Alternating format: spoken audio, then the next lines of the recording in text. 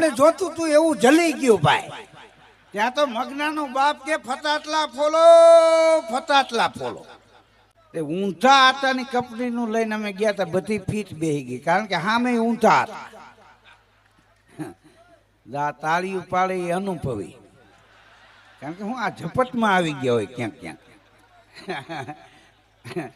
હા, તમે જો બાયુ આપણો વાદ કરે, આપણે બાયુનો વાદ ન કરાય. બાયુ ક્યારેક આપણું પેન્ટ પહેરે, આપણું ટી શર્ટ પહેરે, આપણા બૂટ, આપણા ચશ્મા, આપણી ટોપી પહેરે. હવે આપણે એકાદું કપડું એનું પહેરો લ્યો, તરત હાઈલ ફરી જાય. હા, જોવા જેવું. બાયુ આપણો વાદ કરે, આપણે એનો વાદ ન કરે. પુરુષ ભલે રૂપિયા કમાય, પણ પુરુષ પાસે રૂપિયા રે નહીં, વાપરી નાખે. પૈસા આ દેશમાં બે જગ્યાએ હચવાય, એક બેંકમાં મૂકો તો હચવાય ને એક ઘેરે બાયુને આપી દો તો હચવાય. હવે બાયુ ને બેંક બેયમાં તફાવત એટલો છે, બેંકમાં પાછા મળે, બાયુની સુટકેસમાં ગરી જાય, પૂરું થઈ ગયું. હા, એ પછી નીકળે નહીં. હમણાં એક બેન બકાલા માર્કેટમાં ગયા ને, બકાલા વાળાને કે ટમેટાનો શું ભાવ? તો કે 80 કિલો, કે 1 કિલો આપો. તો ટમેટા જોઈખા તો થેલી લાંબી કરી, થેલીમાં ટમેટા નાખ્યા, પછી માથે 2 દૂધી નાખી. તો બકાલા વાળો કે બેન તમે ડબલ ગ્રેજ્યુએટ લાગો છો. તો કે હા, એકચ્યુઅલી તમને કેમ ખબર પડી ગઈ? બકાલા વાળો કે અભણું હોય તો પેલા દૂધી નાખે પછી ટમેટા નાખે, કારણ કે ટમેટા તૂટે નહીં. હા, તો સારું બાયું આખા તરબૂચના ભજીયા નથી બનાવતા. હા, નકર છરીયું લઈને ખાવા જવું પડે. હા, તમે જો બાયુને 500 રૂપિયાથી માંડીને 35,000ની હાળી લઈ દો, પહેરી પહેરીને જૂની થાય ને, એના ગોદડા બનાવીને આપણને ઓઠાડે. હા, આપણા લેંકાના પોતા કરી નાખે. એમ છતાંય કાપડ વધે તો પગ લૂછણિયા કરે. હા, પછી વાતું કરતા, હા તમારા ભાઈ હાવ લેવાતા જાય. કીધું આખું ઘર પગ ઘઈ જાય. હા, એની હાળીઓના ગોદડા બનાવીને પુરુષને ઓઠાડે, આપણા લેંકાના પોતા કરે, પગ લૂછણિયા કરે. એમ છતાંય વધે ને કાપડ તો બકાલું ભરવાની થેલી કરે, એમાં મૂળા નાખીને જતા હોય. બોલો. હા, બાયુમાં અદ્ભુત બુદ્ધિ છે, એટલે દરેક સિટીમાં બાયપાસ રોડ છે. હા, તમે આખા વિશ્વમાં આટો મારો, ક્યાંય બાયપાસ બંધ શેરી છે નહીં. હા, બધી દરેક જગ્યાએ બાયપાસ, ભાઈ નાપાસ.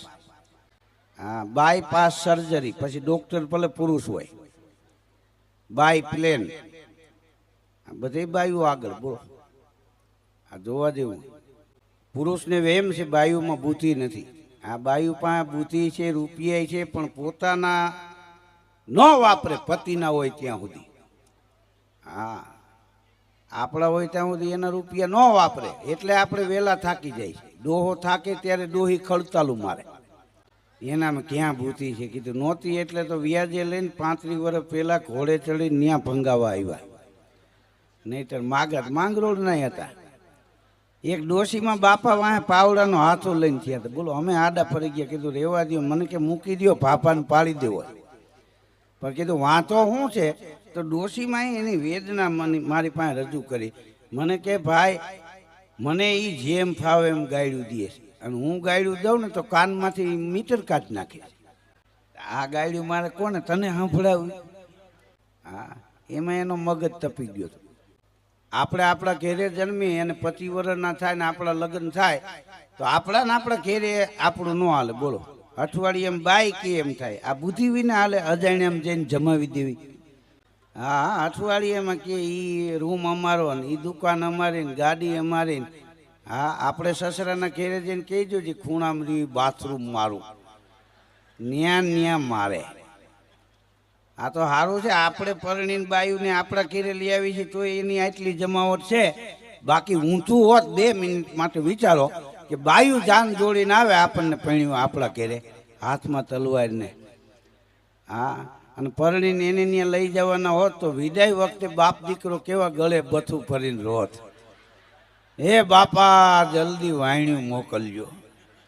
હા, અને સવારે નવેડામાં લુગડા ધોતા હોત, ધોકો મારો બીડી ઠરી જાય.